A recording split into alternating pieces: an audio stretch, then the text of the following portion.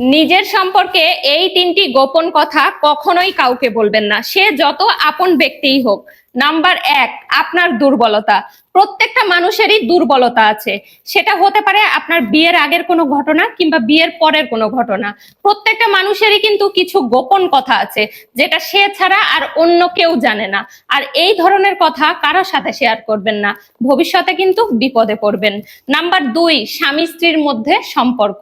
আপনার স্বামী যদি আপনাকে অতিরিক্ত ভালোবাসে, সেটাও কাউকে বলবেন না, কারণ অতিরিক্ত ভালোবাসার কথা শুনলে মানুষ হিংসা করবে। আবার আপনার স্বামীর সাথে যদি সম্পর্ক খারাপ হয়, সেটাও কাউকে বলবেন না, কারণ ওই সম্পর্ক আরো খারাপ করার চেষ্টা করবে। নাম্বার 3, আপনার অর্থনৈতিক অবস্থা। আপনি কত টাকা আয় করতেছেন, কত টাকা ব্যয় করতেছেন, সেটা কখনোই কারোর সাথে শেয়ার করবেন না। আপনার আয় জানতে পারলে হয়তোবা আপনার কাছ থেকে টাকা ধার চাইবে, আর আপনার অভাবের কথা জানতে পারলে আপনার পাশে থেকে সরে যাবে। তাই সাবধান, এই তিনটি বিষয় কখনো কারোর সাথে শেয়ার করবেন না, কথাটা মনে রাখবেন।